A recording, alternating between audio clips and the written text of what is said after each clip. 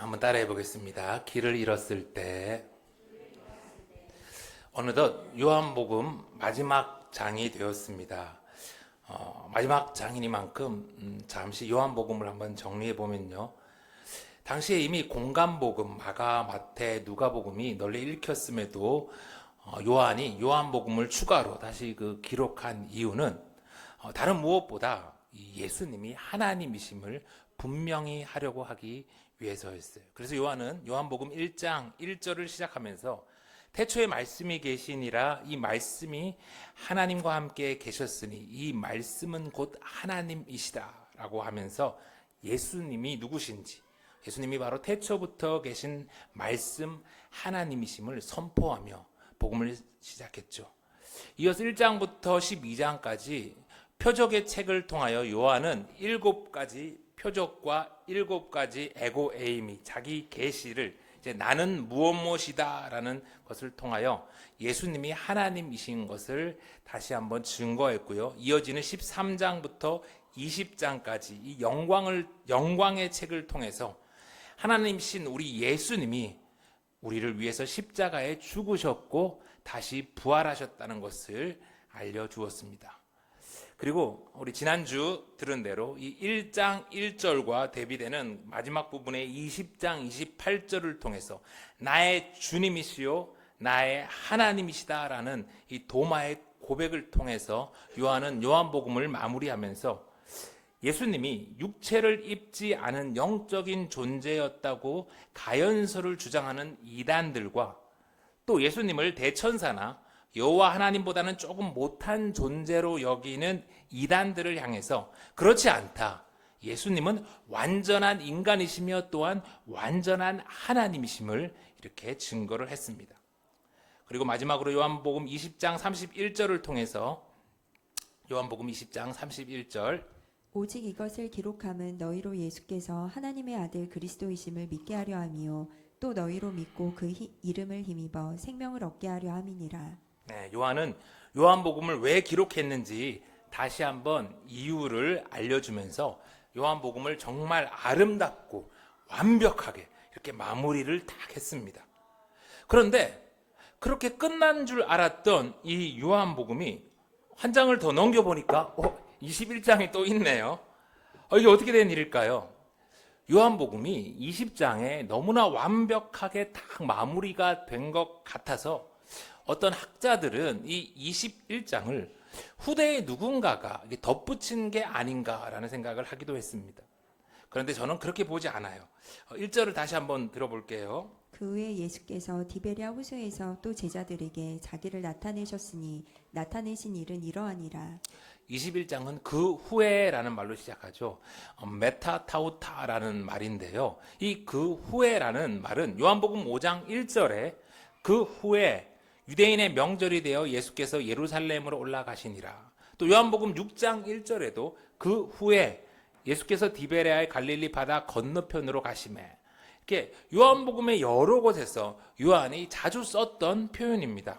그 외에도 이 21장의 표현이나 내용들을 이렇게 쭉 봤을 때 요한이 요한복음 21장도 기록한 것으로 저는 봐요. 그러면 요한은 20장에서 이렇게 요한복음을 다 마무리를 했으면서 왜 다시 이렇게 부록과 같이 요한복음 21장을 덧붙였을까요?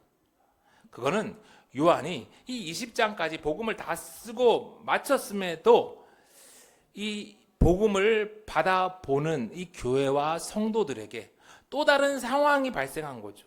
그리고 요한이 추가로 남겨야 할 무언가 메시지가 생겼던 거예요. 거기다 요한이 이 요한복음을 기록할 AD 90년경에는 이미 대부분의 모든 성경이 다 완성이 되었고 거기다가 다른 모든 사도들과 바울까지도 이미 다 순교하고 난 이후기 때문에 자기만 남은 거죠. 마지막 남은 사도로서 예수님을 직접 따랐던 제자고 부활을 목격한 증인으로서 요한은 더욱 교회에 예수님의 이야기 중에서 남겨야 할 그런 필요성을 느꼈던 거예요. 그렇다면 요한이 책을 다 마무리하고서라도 덧붙여서 남기려고 했던 그 메시지는 무엇일까요? 이때는 자신을 도미노스 에스 데우스, 주님이자 하나님이라고 부르기에 강요했던 그 도미티아누스 로마의 황제의 핍박 속에서 정말 사람들이 힘겹게 살아갈 때라고 했잖아요. 그 가운데 복음을 듣고서 예수님을 영접한 그 사람들은 도미티아누스 황제가 아니라 나사렛 예수를 나의 주님, 나의 하나님이라고 고백하는 성도가 되었고요. 그리고 그 사람들이 모여서 교회를 이루었어요. 그런데 문제가 생긴 거죠. 여러분, 어떤 문제가 생겼을까요? 그만 성도들이 길을 잃어버린 거예요. 그 도미티아누스의 핍박 속에서 성도들이 예수님을 믿고 또 그 믿음을 지킬 수 있었던 중요한 이유는 십자가에서 죽으시고 부활하신 예수님이, 지금은 승천하셔서 하나님 우편에 계신 예수님이 금방 다시 오셔서 이 지긋지긋한 로마의 핍박을 없애버리고 속히 이 땅을 새하늘과 새 땅으로 바꾸어 줄 거라는 그런 소망이, 믿음이 있었기 때문이에요. 그런데 10년이 흐르고 20년이 흐르고 예수님 승천하신 지 50년이 다 지났는데도 오시겠다고 한 예수님이 안 오는 거예요. 그 사이에 예수님의 부활에 증인되었던 제자들과 수많은 교회를 세웠던 사도 바울마저도 하나 둘 다 순교해버리고 나니까 남은 성도들은 혼란스러워하고 삶에서 지쳐갔고 하나 둘 길을 잃어버린 거죠.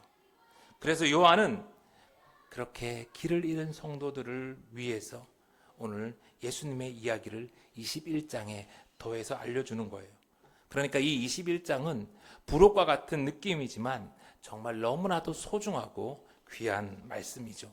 2절 다시 들어볼게요. 시몬 베드로와 디두모라 하는 도마와 갈릴리 가나 사람 나다나엘과 세베대의 아들들과 또 다른 제자 둘이 함께 있더니, 부활하신 예수님이 제자들에게 자신을 드러내신 일이 요한복음에 3번 나왔어요. 첫 번째는 예루살렘에서 문들을 꼭꼭 닫아두고 죽을까봐 두려움에 떨고 있던 제자들에게 부활하신 예수님이 나타나 평강을 주신 사건이었고요. 두 번째는 이번에는 도마까지 제자들과 함께 있는 그 가운데 예수님이 나타나셔서 평강을 주신 사건이었죠. 그리고 이제 예수님이 3번째로 나타나셨는데 이번에는 예루살렘이 아니라 디베랴 호수였어요. 우리가 디베랴 호수라 하니까 조금 낯선데요. 여러분, 이 디베랴 호수는 다 잘 아는 그 갈릴리 호수입니다. 그런데 왜 디베랴 호수라고 했냐면 이 당시 요한을 통해서 이 이야기를 듣는 사람들은 에베소 교회와 또 소아시아 그런 교회의 성도들은 그 나사렛, 갈릴리 이런 말보다 로마에서 이렇게 이름을 붙인 이 디베랴, 그리고 그 디베랴 호수란 말이 더 잘 와닿고 이해됐기 때문이죠. 그곳에서 시몬 베드로, 디두모라 하는 도마, 또 바돌로메라고도 하는 나다나엘, 그리고 세베대의 아들들 바로 야고보와 요한, 그리고 또 다른 제자 둘 이렇게 있었다고 하는데 아마 갈릴리에서 함께 살았던 안드레와 빌립이었을 것 같아요. 그런데 세베대의 아들들과 또 다른 제자 둘이라며 그 사람들의 이름은 이렇게 막 밝히지 않는 것으로 보아 요한은 그때 거기에 누가 있었냐 보다는 부활하신 예수님이 이 갈릴리에서 완전하고 충분한 숫자, 그 증인의 숫자인 7명 가운데 나타나셨다는 것을 이제 강조하고 있죠. 그래서 3절을 계속해서 볼게요. 시몬 베드로가 나는 물고기 잡으러 가노라 하니 그들이 우리도 함께 가겠다 하고 나가서 배에 올랐으나 그날 밤에 아무것도 잡지 못하였더니, 종종 사람들은 이 3절의 말씀을 오해해서 이 베드로가 자포자기한 심정으로 사명을 버리고 다시 물고기를 잡으러 갔다. 그래서 베드로처럼 그러면 밤새 수고하고 헛수고다라며 이렇게 해석하는 경우가 아주 가끔 있던데 그렇진 않습니다. 지난주 도마처럼 오늘 요한은요, 큰 형 베드로를, 그것도 십자가에 이미 거꾸로 달려 순교한 베드로를 폄하할 마음이 조금 더 없었겠죠. 마태복음 28장 7절을 보면요. 또 빨리 가서 그들의 제자들에게 이르되 그가 죽은 자 가운데서 살아나셨고 너희보다 먼저 갈릴리로 가시나니 거기서 너희가 배우리라 하라. 보라, 내가 너희에게 일렀느니라 하거늘. 천사들은요, 이 무덤을 찾아온 여인들한테 빨리 제자들에게 가서 예수님이 갈릴리로 가시니까 제자인 너희들도 어서 갈릴리로 가라고 이렇게 전했어요. 마태복음 28장 10절 또 보면 이에 예수께서 이르시되 무서워하지 말라. 내가 내 형제들에게 갈릴리로 가라 하라. 거기서 나를 보리라 하시니라. 천사뿐만 아니라 부활하신 예수님도 여인들한테 나타나셔서 제자들한테 이제 갈릴리로 가도록 이렇게 전하라고 말씀을 하셨어요. 뿐만 아니라 예수님이 십자가에 달려 돌아가시기 그 전부터 내가 부활하신 뒤에 갈릴리에서 다시 만날 것이라는 것을 말씀하셨죠. 마태복음 26장 31절. 그때 예수께서 제자들에게 이르시되 오늘 밤에 너희가 다 나를 버리리라 기록된 바 내가 목자를 치리니 양의 떼가 흩어지리라 하였느니라. 그러나 내가 살아난 후에 너희보다 먼저 갈릴리로 가리라. 베드로는 자포자기해가지고 사명을 다 버리고 고기 잡으러 갈릴리로 가는 게 아니라 갈릴리로 가라는 예수님의 말씀에 순종해서 오늘 갈릴리로 간 거예요. 그리고 말씀대로 예루살렘을 떠나 갈릴리에 온 제자들은 거기서 부활하신 예수님을 기다린 거죠. 그런데 부활하신 예수님이 언제 오시고 어디서 기다려야 되는지 제자들이 알 수가 없었어요. 하루 이틀 그렇게 기다리다가 성격 급한 베드로가 먼저 일어나서 우리 물고기나 잡으러 가자 그렇게 얘기를 했고 다른 제자들도 그냥 우르르 따라가게 된 거죠. 그러면 예수님은 왜 제자들에게 이 갈릴리로 가라고 하셨을까요? 부활하신 예수님이 제자들에게 나타나서 평강을 주셨지만 예수님이 사라지자 아직 성령님을 받지 못한 제자들은 금세 다시 불안해졌어요. 왜냐하면 아직 문 밖에는 예루살렘에는 여전히 대제사장과 유대 종교 지도자들이 거기다가 로마 군인들까지 제자들을 잡아서 죽이려고 하고 있었으니까요. 그래서 예수님은 두려움에 떠는 제자들을 갈릴리로 가게 하셨죠. 또 지난 며칠간은 이 제자들에게 정말 감당하기가 힘든 시간이었어요. 예수님이 사람들의 환호성 속에서 예루살렘에 입성할 때는 제자들도 마치 구름 위를 붕붕 떠다니는 것처럼 신나고 좋았는데 며칠 만에 예수님이 갑자기 잡혀서 십자가에 달려 죽으시니 완전 지옥까지 땅바닥까지 떨어진 것 같았어요. 그런데 죽은 예수님이 다시 사흘 만에 부활하시고 부활하신 예수님이 도망간 제자들에게 나타나셔가지고 꾸짖지도 않고 뭐라 하시지도 않고 도리어 평강을 주시니 제자들은 다시 천국으로 막 하늘을 나를 것 같아요. 기쁨이 가득했어요. 그렇게 며칠 사이에 막 제자들은 천국과 지옥을 막 오가는 그런 흥분 상태였던 것 같아요. 그래서 예수님은 제자들을 또 갈릴리로 인도하셨어요. 마찬가지인 것 같아요. 여러분, 우리도 때로는 두려워서 길을 잃어버립니다. 때로는 너무 흥분해서 길을 잃어버리죠. 그럴 때 주님은 우리를 갈릴리로 인도하십니다. 여러분, 갈릴리가 어떤 곳입니까? 마가복음 1장 16절을 보니까 갈릴리 해변으로 지나가시다가 시몬과 그 형제 안드레가 바다에 금을 던지는 것을 보시니 그들은 어부라. 예수께서 이르시되 나를 따라오라. 내가 너희로 사람을 낚는 어부가 되게 하리라 하시니. 갈릴리는요, 예수님께서 물고기 잡던 제자들을 사람을 낚는 어부로 부르신 곳이에요. 그런데 지난 3년 동안 수많은 일들이 있었잖아요. 그리고 또 예수님께서 십자가에 갑자기 죽으셨고 또 더 놀랍게도 부활하셨잖아요. 이로 인해서 제자들은 예수님이 자신을 왜 불렀는지를 그만 잊어버리고 말았어요.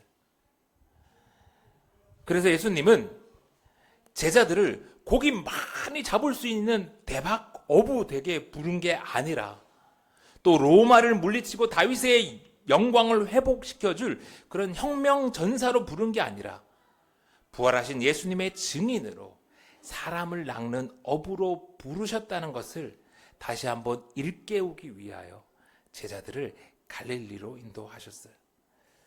여러분, 주님이 우리에게도 다양한 일들을 하며 살도록 하셨습니다.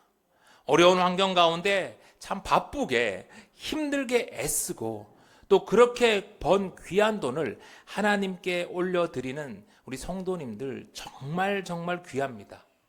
그런데 그렇게 바쁘고 힘들게 살다가 그만 주님이 우리를 부르신 그 목적을 잊어서는 안 돼요.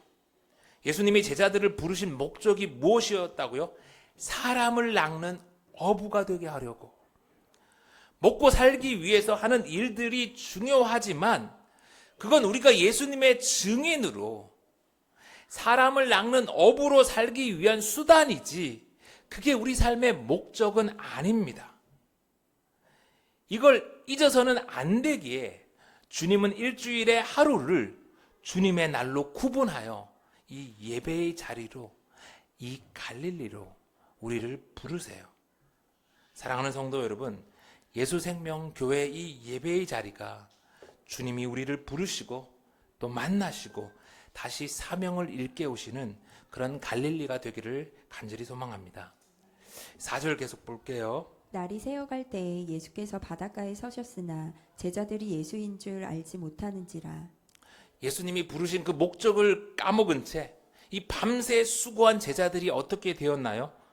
평생을 갈릴리에서 고기 잡았던 노련한 어부, 그것도 7명이나 밤새 수고했지만 아무것도 잡지 못합니다. 여러분, 성도가 길을 잃으면요, 사명을 잃어버리면요, 이렇게 되는 거예요. 그런데 제자들에겐 더 큰 문제가 있었어요. 제자들이 고기 잡느라 무엇을 놓쳤습니까? 바로 바닷가에 와 계신 예수님을 못 알아본 거예요. 여러분, 오늘 제자들이 갈릴리에 왜 왔습니까? 고기 잡으러 왔나요? 아닙니다. 부활하신 예수님이 가라고 해가지고 부활하신 예수님을 다시 만나러 온 거잖아요. 그런데 정신없이 고기 잡다 보니까 옆에 예수님이 오셨는데도 몰라봐요. 예수님을 놓쳐버렸습니다. 여러분, 우리는요, 성공이 아니라 사명을 위해 산다는 것을 잊어서는 안 돼요. 길을 잃지 않으면 좀 천천히 가도 됩니다. 아니, 많이 느리게 가도 돼요. 중요한 건 속도가 아니라 방향이라고 하잖아요. 성도는 성공이 아니라 사명을 위해 사는 겁니다. 제자들은 밤새 고기도 못 잡고 찾아오신 예수님도 못 알아봤어요. 완전 빵점짜리 제자들이었죠. 그런데도 우리 좋으신 예수님은 그런 제자들을 또 찾아오시고 또 부르세요. 5절. 예수께서 이르시되 얘들아 너희에게 고기가 있느냐 대답하되 없나이다. 이르시되 그물을 배 오른편에 던지라. 그리하면 잡으리라 하시니 이에 던졌더니 물고기가 많아 그물을 들 수 없더라. 예수님이 제자들을 어떻게 부르셨어요? 얘들아, 파이디야. 여러분, 혹시 파이디온 성교회라고 들어보셨어요? 파이디아는 아주 어린아이들을 뜻하는 말입니다. 우리 아동부처럼. 예수님은 예수님이 오신 줄도 모르고 정신없이 고기 잡는 제자들을 향해 얘들아 라고 불러주셨어요. 부활하신 예수님께는 나이 많은 베드로도 다른 제자들도 다 어린아이 같은 거예요. 그래서 예수님은 어린아이 같은 그 제자들을 나무라지 않으시고 배 오른편에 그물을 던지라 다시 알려주시죠. 그리고 제자들이 말씀대로 그물을 던졌을 때 들 수 없을 정도로 많은 물고기가 잡혔습니다. 그러자 제자들은 예수님을 처음 만났을 때가 생각났고 비로소 배 오른편에 그물을 던지라고 하시는 그분이 예수님인 것을 알게 되었죠. 7절. 예수께서 사랑하시는 그 제자가 베드로에게 이르되 주님이시라 하니 시몬 베드로가 벗고 있다가 주님이라 하는 말을 듣고 겉옷을 두른 후에 바다로 뛰어내리더라. 이렇게 좋으신 예수님은 길을 잃어버린 제자들이 다시 사람 낚는 어부가 되도록 하셨어요. 오늘 요한에게 이 말씀을 듣던 그 초대교회 성도들도 로마의 핍박 속에서 지쳐갔습니다. 길을 잃었어요. 그렇지만 그런 성도들에게 예수님은 다시 찾아오셔서 나무라지 않고 그들을 얘들아라고 부르셨습니다. 그들에게 다시 길을 알려주시고 그들을 다시 사람 낚는 어부 예수님의 제자 되게 하셨어요. 그리고 좋으신 예수님은 오늘 우리에게 찾아오셔서 우리를 따뜻한 음성으로 얘들아라고 불러주세요. 베드로는 호언장담하다 정작 예수님이 잡히자 예수님을 부인하고 도망가 버렸어요. 그런데 뒤늦게 요한이 예수님이다라고 말하니까, 주님임을 알아보니까 이제 베드로가 어떻게 합니까? 그물이 찢어질 듯 물고기가 많이 잡혔는데 이 잡힌 고기는 쳐다보지도 않고 그 많은 고기가 담긴 그물은 신경 쓰지도 않고 서둘러 겉옷을 두른 채 예수님을 향해 바다로 뛰어내려갑니다. 다른 제자들은 이 그물 잡고 있느라 움직이지 못하고 있는데 베드로는 다 내버려 두고 즉시 예수님을 향해 달려가요. 여러분, 종종 나는 지금은 죄가 많아서, 나는 허물이 많아서, 나는 준비가 덜 되어서 예수님께 못 간다는 사람들이 있죠. 겸손한 것처럼 보이지만 아니요, 그건 겸손이 아닙니다. 준비 다 되고 허물이 없을 때, 그때는요 아마 예수님 앞에 고개 빳빳이 들고 나갈 거예요. 죄인이지만 허물이 많지만 예수님을 알아본 바로 그때 예수님께 가는 겁니다. 벌거벗은 그 몸을 가릴 수 있었으면, 겉옷만 들을 수 있으면 되는 거예요. 있는 모습 그대로 우리가 예수님께 나아갈 때 좋으신 주님은 두 팔 벌려 우리를 환영하십니다. 베드로가 예수님께 달려가니 무엇이 기다리고 있었습니까? 9절. 육지에 올라보니 숯불이 있는데 그 위에 생선이 놓였고 떡도 있더라. 예수께서 이르시되 지금 잡은 생선을 좀 가져오라 하시니. 예수님께 달려갔더니 숯불이 있었어요. 밤새 물고기 잡느라 고생한 제자들을 위해 예수님은 따뜻하게 숯불을 피워두시고 또 배고픈 제자들을 위해서 생선과 떡을 준비해 두셨어요.